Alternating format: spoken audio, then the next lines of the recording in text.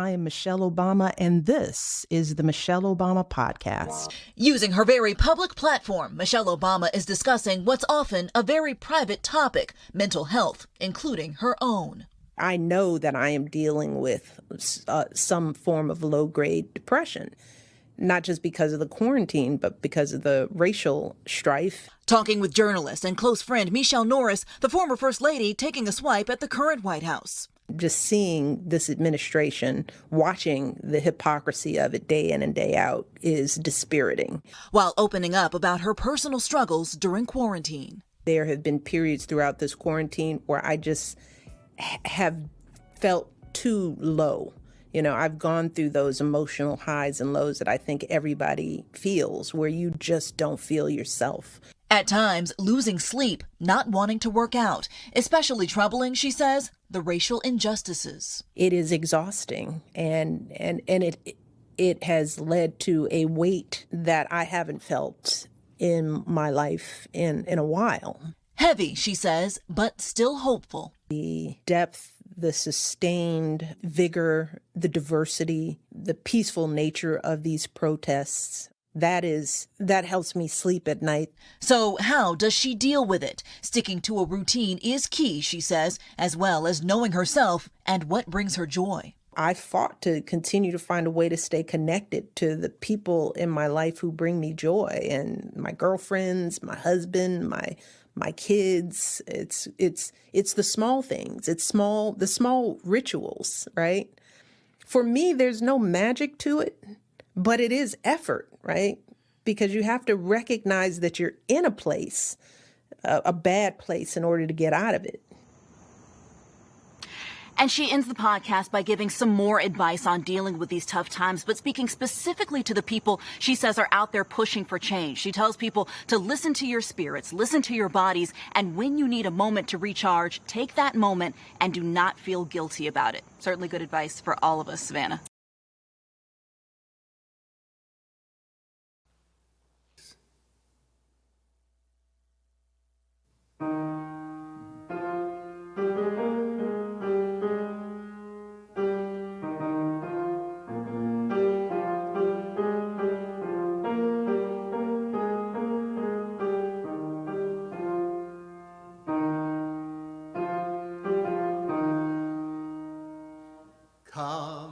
Come, whoever you are, wanderer, worshiper, lover of leaving. Ours is no caravan of despair.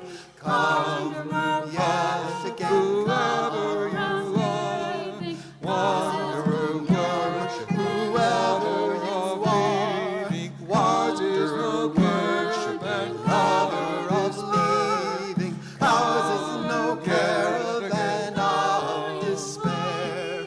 Come yet again, whoever you are, wanderer, worshiper, lover of leaving. Ours is no caravan of despair. Come yet again, come.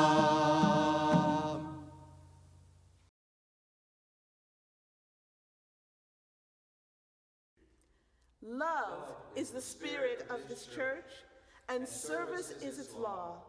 To dwell together in peace, to seek the truth in love, and to help one another. This is our great covenant.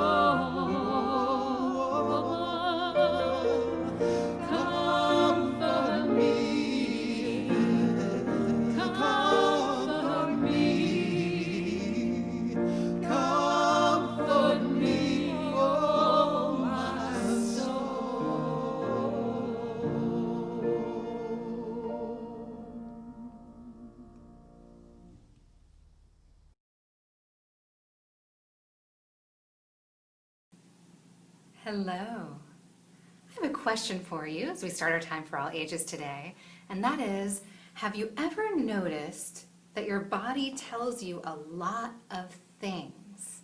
Have you ever noticed that? What are some of the things that you do with your body? That's kind of a trick question because all the things we do are with our body, right? We're living inside our bodies all the time. And what are some of the things we do? Do you yawn when you're tired? Do your stomach growl sometimes to let you know that you're hungry? What happens if you're feeling cold? What do? Do you ever shiver or get some goosebumps on your arms? And when some of those kinds of things are happening, I might not even notice that they're happening all the time. But I can start paying attention to my body and notice some things about it. So I want to invite you to join me in doing a little bit of paying attention, a little paying attention practice. So I would like you to look very closely at the palm of your hand and then trace the lines of your palm softly with your finger. Okay? Very softly. And when you've finished, try the other hand. So trace those lines very softly. What do you notice when you do that? How did that feel? Do you still kind of feel it on your hand even though you finished? I do. The sensations in our body are tied to our feelings also, and our bodies can give us clues about how we're feeling about the things that are happening around us. And feelings are not good or bad.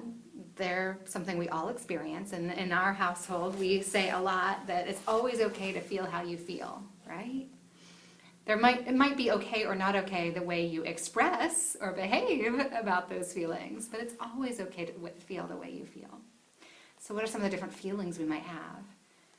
We might feel proud, we might feel excited, we might feel kind of grumpy. Those are some of the feelings we might have had. Scared, anxious. What other feelings can you name? There are lots of different feelings. And one of the things that I've learned about my body is that sensations and feelings really do go together.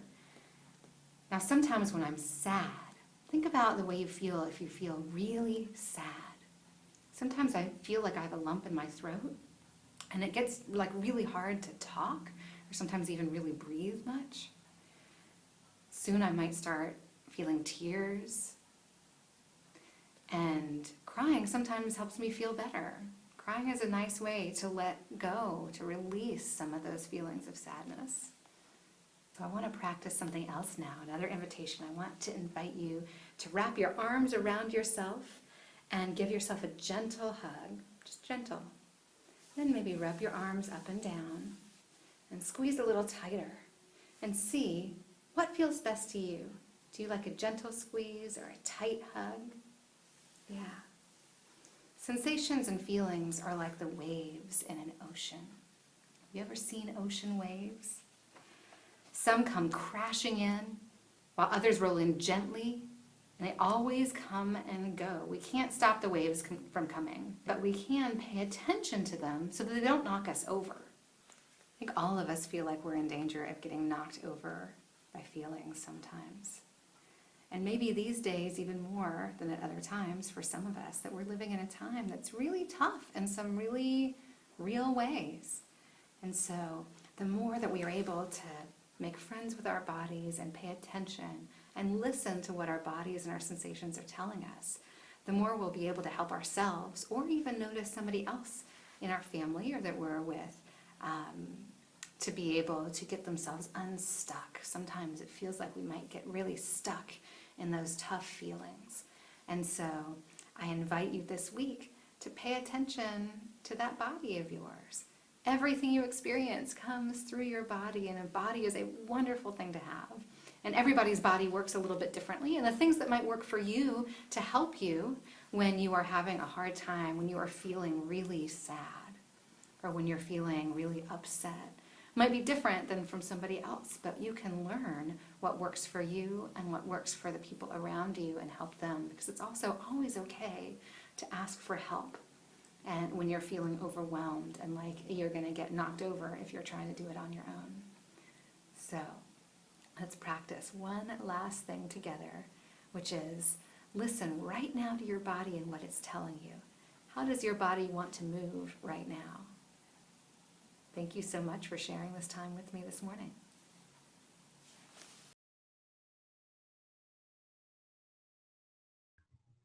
This is a quiet poem. Black people don't write many quiet poems because what we feel is not a quiet hurt, and a not quiet hurt does not call for muted tones. But I will write a poem about this evening, full of the sounds of small animals, some fluttering in thick leaves, a smear of color here and there, about the whisper of darkness, a gray wilderness of light descending, touching, breathing.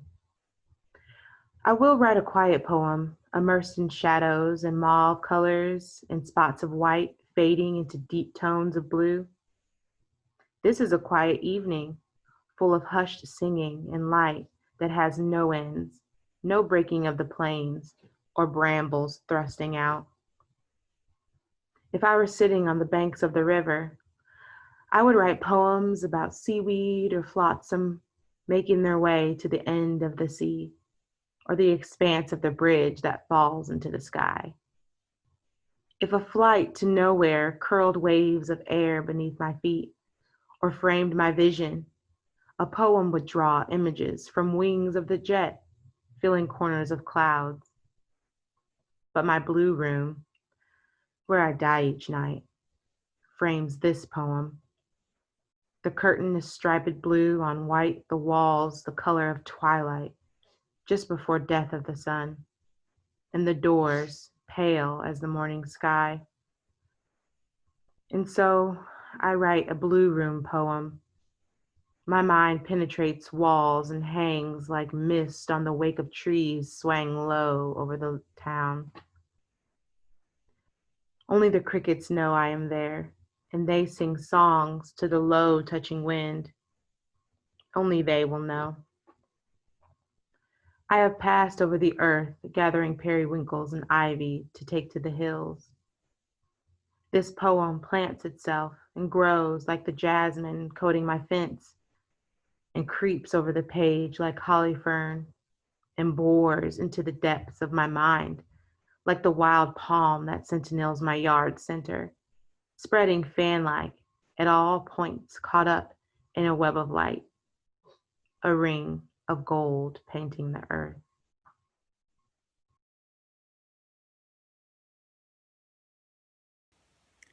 Let's take a moment to be mindful of the joys and concerns that are present in this congregation this morning. We have exciting news. Ryan and Kristen McBee are happy to announce the birth of their daughter, Margot Hector McBee, and we are excited not only to have her as part of their family, but for her to be a part of our extended church family. We're also mindful of Bobby Cruz and Clay Thurston, who asked for our thoughts and prayers as they deal with a long-term family medical condition.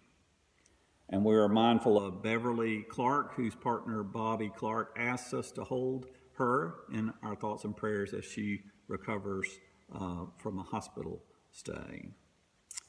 We are mindful of Cindy Cotter and Greg Johnson, who wanted the congregation to know about the death of their mother that happened earlier this summer.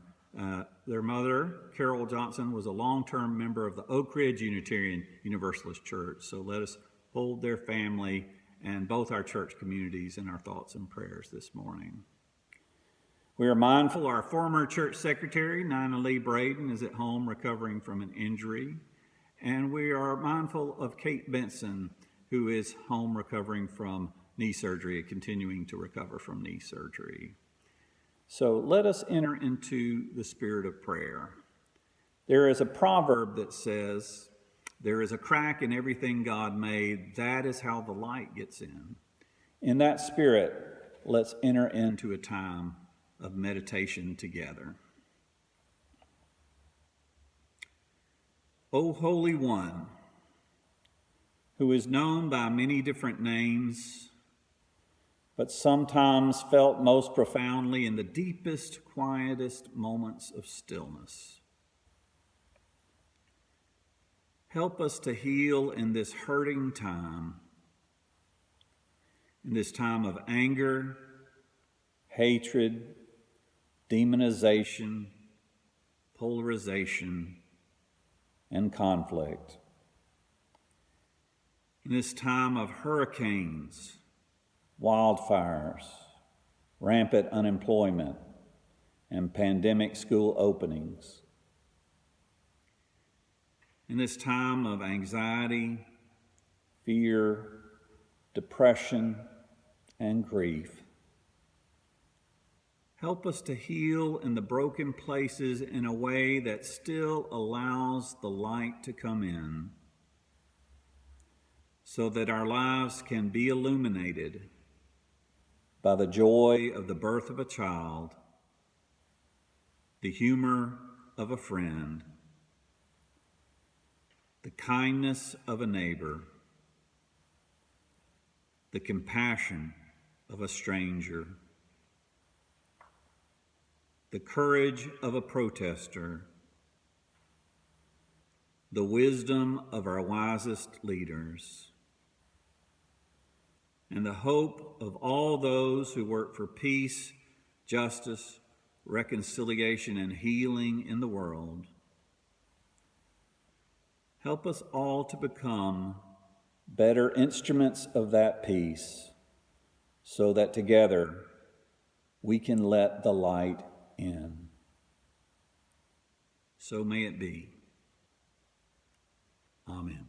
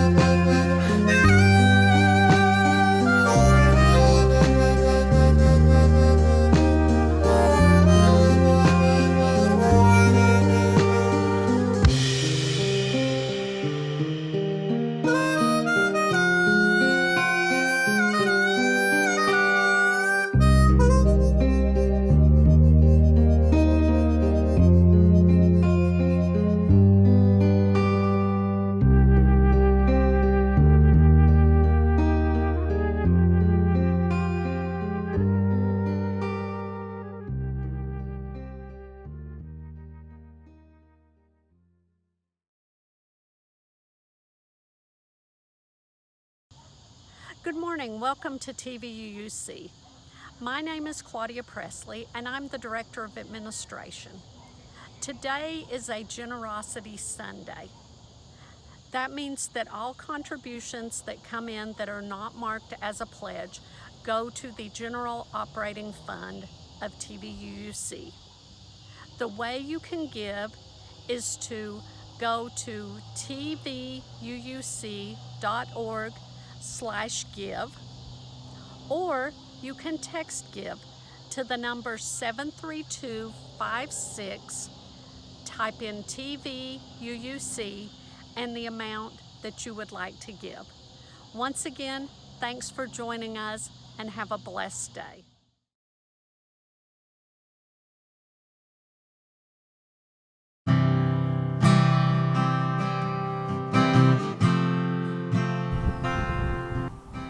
Give up the fight for some other moment, some other life than here and now. I'm just gonna breathe. Give up the longing for some other world, the wishing for other choices to make. Other songs to sing, other bodies, other ages, other countries, other stakes. Till I touch the sorrow 'neath the rage. I'm just gonna breathe. Purge the past. Forgive the future, for each comes too soon. Surrender only to this life, this one, this moment here and now. Surrender only to this day, this hour, this breath. Not because it does not constantly break your heart, but because it too beckons with beauty. Startles with delight. If only we can keep waking up to this gift. This is the gift we have been given.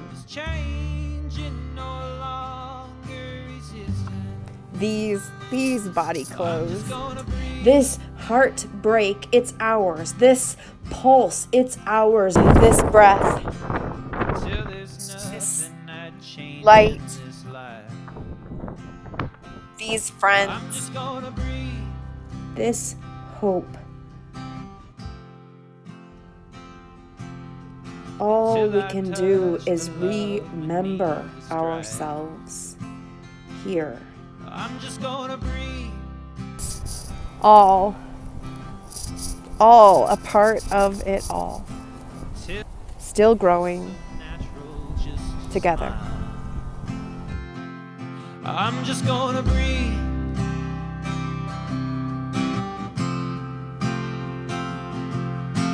Until I'm glad to breathe here for a while.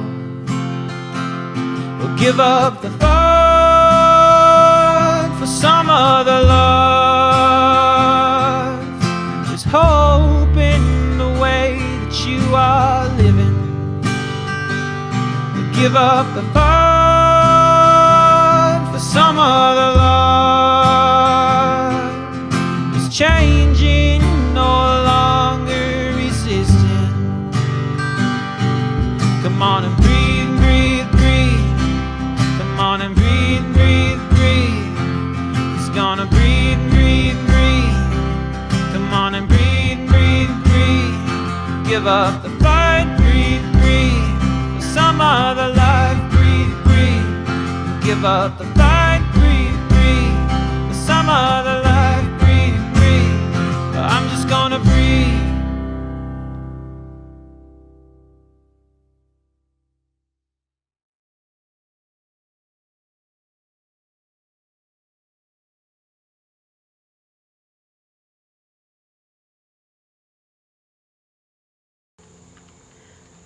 My help comes from the Lord. Psalms. I lift my eyes to the hills. From where does my help come? My help comes from the Lord who made heaven and earth. And she will not let your foot be moved. She who keeps you will not slumber. Behold, she who keeps Israel will neither slumber nor sleep. The Lord is your keeper. The Lord is your shade on your right hand. The sun will not strike you by day, nor the moon by night. The Lord will keep you from evil. She will keep your life. The Lord will keep your going out and your coming in from this time forth and furthermore. A low level of depression, a loss of energy, interest. What does this mean? And how do you manage it? The most exciting thing that I can say is that Michelle Obama and I have something in common. I mean, this is exciting. I mean, she has a home on Martha's Vineyard that I would love to have. I want a house on Martha's Vineyard. She has a gorgeous, fun, smart husband. I just like the husband. He doesn't need to be good looking. We share one more thing in common. We both have a daughter. She has two, and I have one, who are gorgeous. Michelle named what we have been struggling not to name. She has named that the protests, the riots, the looting, the nasty exchanges on social media, it's blinded us to the fact that we're all struggling with the feelings of fear, sadness, despair, righteous anger, and thoughts of murderous intent. How do we navigate these feelings? The feelings that bring us pain, sadness, and embarrassment. I mean, to admit you have murderous intent. But mainly, how do we navigate this fear? I noticed that someone posted on Facebook that for depression, excellent advice. You know, good food, rest, exercise, and, doing things that interest you. And I am sick of cooking for myself. I have tried to sleep, but I have this friend named Insomnia that just keeps getting in the way. And exercise, well, I'm not that person who enjoys exercise. Yet I recognize the benefits of it. So in an attempt to regain my joy of life, I have committed to doing 1 sit-up a day. My goal is to work up to 5 of them, and I do not count sitting up in bed to start my morning as one of my 1 sit-ups. Seriously, the advice is excellent. Yet what happens when you can't gather the energy to make the plans, to follow through on the advice? The ennui is just overwhelming. I have tried different things to seek the hills. I have lifted my eyes to seek understanding. I sit in my backyard at different times of the day, seeking peace. I've counted my blessings, yet I get sidetracked by worrying about the United States Postal Service. I've listened to people speak about their despair, their loneliness, and what I'm discovering is that there are a couple of common denominators, but one of them is the loss of joy. Some people miss hugs, and some people miss in-person conversations. Some people miss just eating out at their favorite restaurant. I mean, seriously, folks, Uber Eats is expensive, and you still have to do your own cleaning up after the meal. They miss going to the movies, and although you can stream movies and stop them when you need to go relieve yourself, the ambiance of the movie theater is missing. Popping butter popcorn in my kitchen is not the same as the smell in theaters. I've tried gardening, and I have a cucumber. And some of you may have seen my okra. Check out the recipes that are online regarding that okra. I'm unable to knit, which used to be my go-to thing to relax. Yet at this stage of grayness, everything feels like a chore. A scripture came to mind during this peace meditation I've been doing. And it's from Matthew 18:3 that says, I assure you that unless you change and become like children, you will never enter the kingdom of heaven. The greatest in the kingdom of heaven is the one who humbles themselves and becomes like a child. And I ask myself, where is my inner child? And now I'm not talking about childishness and exhibiting behaviors that indicate an immaturity, such as emotional escalations, blaming someone else, lying, name-calling, impulsivity of actions, needing to be the center of attention, bullying, or being unable to see beyond your own needs, immature defense, attacking anybody who disagrees with you, and the ego, no ability to see beyond your own ego. I'm talking about finding joy in playing jacks or watching cartoons or playing Candyland. I mean, I watched Mighty Mouse the other day. That may be too old for some of you, but it's like going and seeing an anime that you like. But you get my drift. Doing something that calls to the child of you to remind you of the simpler concepts of good, bad, fun. Activities like finger painting or coloring. Now I'm going to tell you, I'm still traumatized from kindergarten, still trying to learn how to color within the lines. So I won't be coloring anytime soon. Yet seriously, I may not have been able to plan nutritious meals and implement cooking them, yet I could go outside and throw a ball for Mocha. I may not be able to exercise beyond my one sit-up a day, yet I can put on the Pointer Sisters and I'm so excited, I just can't hide it. Or It's Raining Men and dance and dance. And I can go to the library and look for that book I loved when I was a child, The Pokey Puppy, or Dr. Seuss, Left Foot, Right Foot. Reverend Kirk Byron Jones in his book Holy Play, as well as Thich Nhat Hanh's parable from Buddha that tells the story of the merchant who loses his child, and poet Mary Oliver, all speak to the concept of open-mindedness, of not knowing everything, being able to accept what we do not know, what's coming next in our world, yet we embrace the unknowing and still hold on to the fun and joy our inner child, our creativity can bring. The ability to acknowledge these moments of childlike fun, creativity, or just a simplistic enjoyment, I feel a contentment of heaven-filled moment, filled with joy and fun. And this is what I offer you today.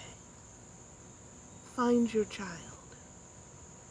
Find the moment each day you can remember the feeling of lightness.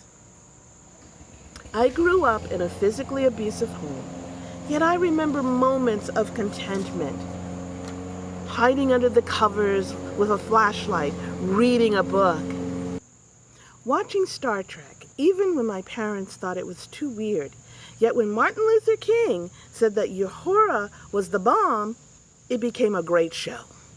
I challenge you to find that favorite food that you loved as a child and couldn't wait to have, to taste it, and to shiver with just anticipation and contentment of tasting it again.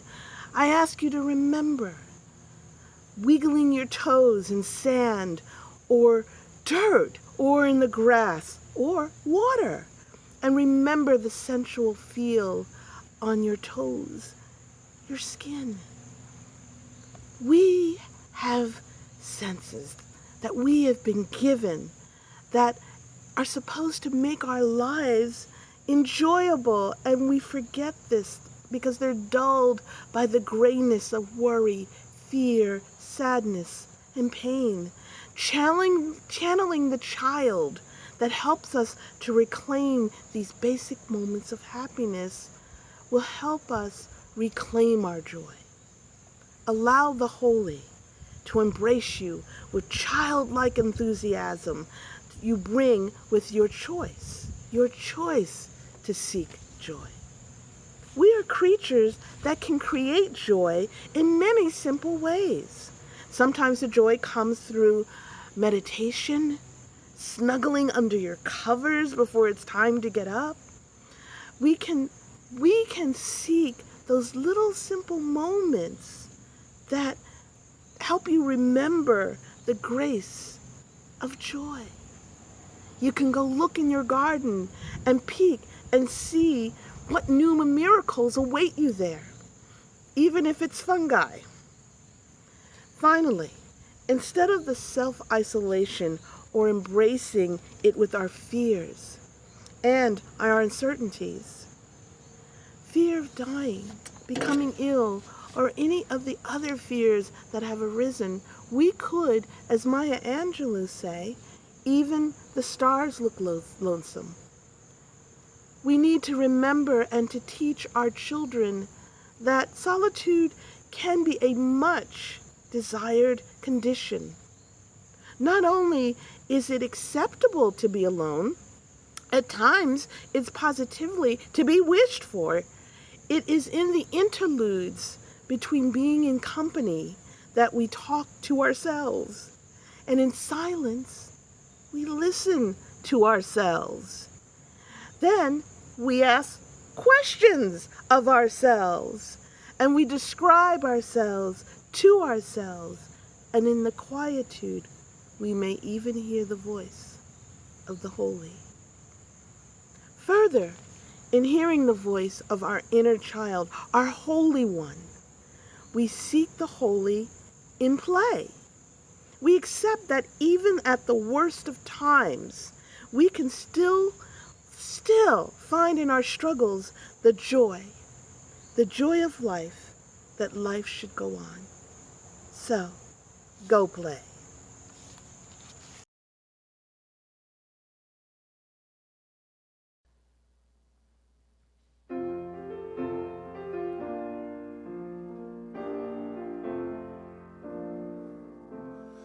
There is more love somewhere. There is more love somewhere. I'm gonna keep on till I find it. There is more love somewhere. There is more home somewhere. There is more home somewhere.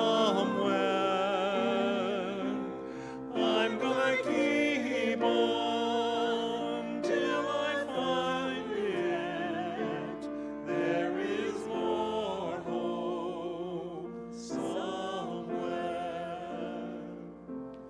There is more peace somewhere.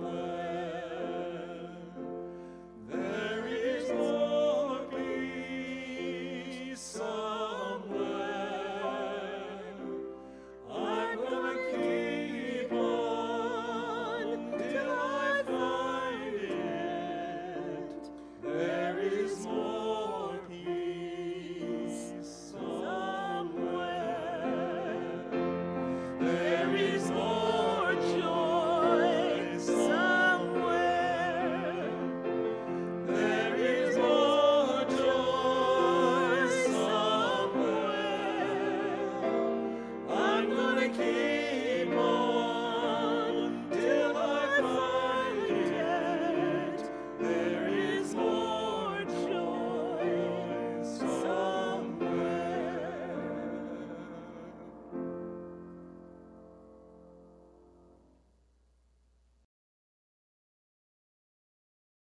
The closing words for today is to seek the inner child and to give that inner child holy play, to smile, to laugh, to giggle, to dance. This is not the time to be staid and quiet.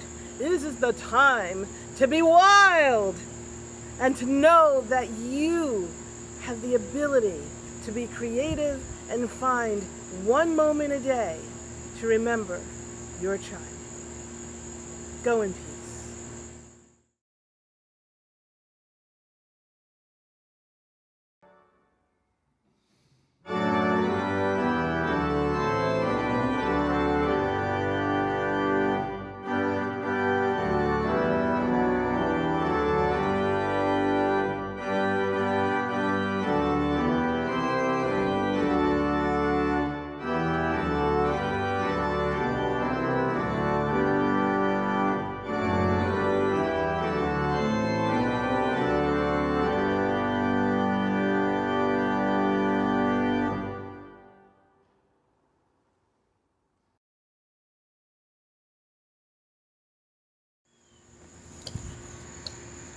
be as wild and free as Mocha. Look for the opportunity for holy